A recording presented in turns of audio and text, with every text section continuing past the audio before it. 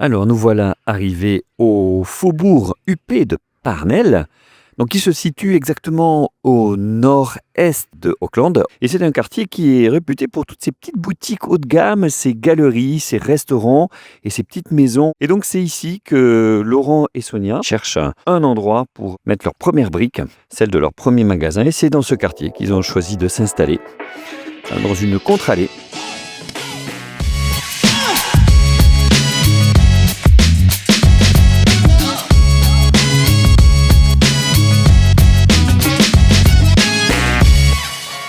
Qui a fait qu'à un moment donné, vous êtes sorti des marchés pour Finalement, aller dans un on magasin. a plus le confiance que ça peut marcher. Parce qu'ils retournent chaque semaine, chaque week-end pour acheter des gâteaux et tout. Et donc, on dit, tiens, en fait, peut-être on est prête en fait, pour trouver un magasin. Parce que tous les risques, c'est quand même énorme. Ici, en Nouvelle-Zélande, si on loue un magasin, c'est quand même au moins 4 ans. Si ça ne marche pas, c'est quand même un risque, ça va nous coûter énormément. Et donc on a dit, bon, on va regarder pour un magasin qui est quand même pas au centre-ville ou pas dans la rue principale, parce que la rue principale, ça coûte double. Mais quand même, il faut un quartier qui est bien. On a passé, je pense, au moins 2 ans pour chercher un magasin. On a vu centaines. Il y a toujours quelque chose qui ne va pas. Enfin, au fond, on sait que ça n'existe pas un endroit qui est parfait.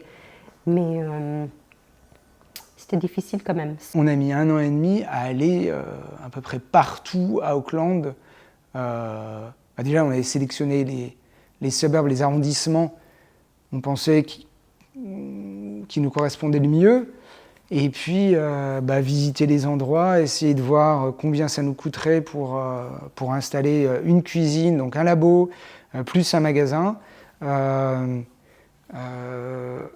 Voir tout ce qui était parking, voir surtout le landlord, le propriétaire, pour voir si on arriverait à s'entendre, si on serait soutenu ou si ce serait juste une personne qui veut quelqu'un dans ce local pour te faire payer à la fin du mois la location.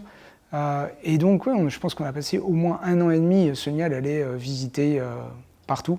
Pendant ce temps-là, j'ai réussi à avoir mon premier job ici. Soit c'est une bonne taille, mais ce n'est pas la bonne zone, il n'y a pas de parking.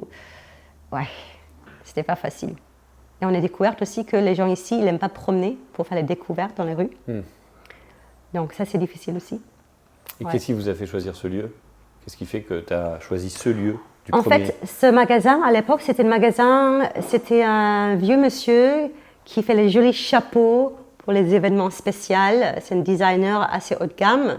Et j'ai passé un jour dans ce quartier et j'ai vu ce magasin. Je me suis dit, tiens, c'est joli en fait. On cherche un magasin comme ça, un petit peu sur le côté de la rue principale, mais c'est une bonne taille et tout.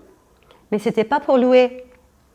Donc je dis, bon, c'est pas grave, mais au moins on sait qu'est-ce qu'on veut. On a trouvé un local, mais voilà, ça a mis vraiment du temps. Et même, il y a des fois, on était sur le point de signer, on a annulé au dernier moment. Gut feeling, ça va pas aller, il y a un truc que je sens pas, on annule. Il y a eu au moins 2 voire 3 fois à la dernière minute de signer, on s'est rétracté. On a trouvé les autres endroits, on est même prête à signer le contrat avec un autre magasin. Mais un jour, j'ai passé devant cette rue et j'ai vu une signe qui marquait « pour louer ». C'est le jour même où je voulais signer le papier, un contrat avec un autre magasin. Et donc j'appelle Laurent, je dis « Laurent, c'est à louer. Tu te rappelles le petit magasin à Parnell ?» Et donc on a déchiré le contrat de l'autre et on a appelé tout de suite l'agence de mobilier pour regarder ce petit magasin. Et tout de suite, on est rentré là-dedans, on a dit « Ah oui, c'est cela ».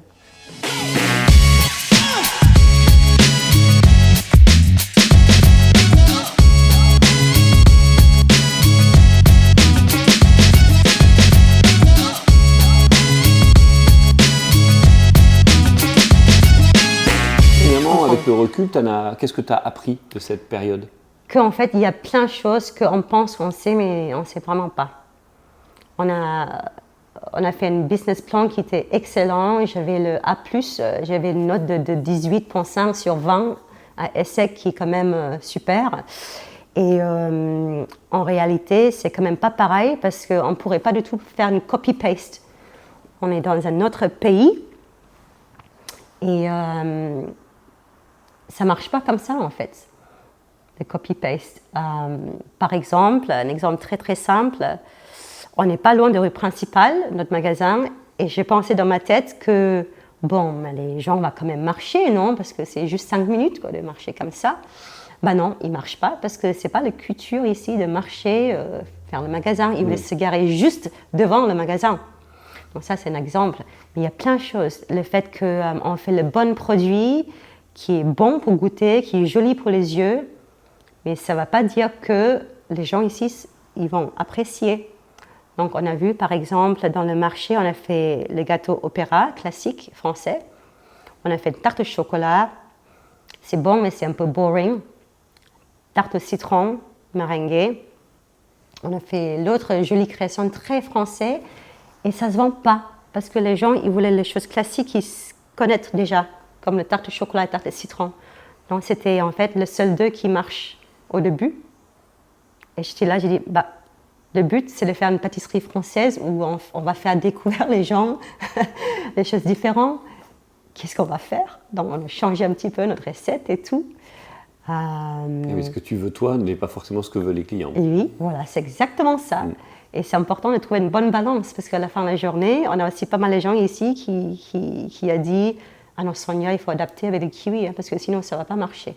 Et c'est les Français qui sont restés là depuis 20 ans, qui ont la pâtisserie. Ils ne font pas du tout la pâtisserie haut de gamme, mais c'est plus de viennoiserie. Et je me rappelle très bien la première année, c'était très négatif parce que tout le monde... Et aussi ma famille et les gens que je connais bien qui disent « Oh non, ça ne va pas marcher, Sonia ». Donc on était là avec Laurent, bon, on a voyagé l'autre bout du monde pour faire une pâtisserie. Il y a tout le monde qui est en train de nous dire « Ça ne va pas marcher ». Ouais, ça c'est dur à entendre. Et on était là, bon, qu'est-ce qu'on fait? Est-ce qu'on va continuer quand même? Et, mais il y a tellement de sensations fortes à l'intérieur qui me disent « Si, ça peut marcher ». Parce que dans notre vie, n'importe quel continent, il y a une évolution, les gens changent. Il faut juste quelque chose pour faire pour qu'il y ait une, deux personnes qui changent et après il y a les autres qui vont suivre. Et finalement, on voit que ça marche quand même. Et tu dis qu'il faut quelque chose qui change. Et alors, qu'est-ce qui a changé? C'est marrant parce que c'est simple mais c'est tout bête. On commence à voir les gens de marché qui nous suivent pour nous visiter dans notre magasin. Et c'est loin hein, quand même, on parle de plus de 30 km je pense, parce que l'autre marché, c'est vraiment dans l'est d'Auckland. C'est loin pour venir jusqu'à Parnell pour acheter. Donc c'est les Chinois, beaucoup, les Asiatiques en général, les expats. On est quand même dans une zone business, shopping, mais avec beaucoup les kiwis. Et donc finalement, les gens qui passent devant, ils disent, mais pourquoi il y a pas mal de gens qui rentrent, surtout les Asiatiques, donc ils commencent à être curieux et après ils rentrent dans le magasin pour regarder aussi. Au début, les kiwis, ils n'achètent pas du tout notre gâteau, il va s'asseoir pour prendre un petit café. Mais il observe les Asiatiques qui achètent nos gâteaux. Et parce que là, on a les Asiatiques qui viennent maintenant tous les week-ends. Donc, les gens de marché, à l'époque, parce qu'on avait le marché, ils viennent tous les samedis. On a arrêté en fait le marché, après on a trouvé le magasin. Donc tous les samedis, ils viennent dans le magasin. Et donc, et donc ils commencent après, les kiwis commencent à me demander, on voit beaucoup les gens étrangers dans votre magasin et tout. Et j'ai expliqué que oui, parce qu'en fait, dans la culture asiatique, à Hong Kong, Coréen, Japon, la pâtisserie française, c'est déjà connu, c'est renommé. Et donc, ils ont l'habitude de goûter tout ça, donc ils savent bien le produit. Et petit à petit, parce qu'ils voient que, bon, tous ces gens-là, ils reviennent pour acheter, donc, il faut qu'on essaye quand même. Et donc, petit à petit, les kiwis commencent à essayer notre produit. Et ça commence toujours pareil, tarte au chocolat, tarte au citron. On était obligés de garder les deux là. Le premier, je pense, 6 mois, pour qu'il y ait quand même quelque chose où les gens sont à l'aise avec. Il y a quelque chose qui se connaissent déjà.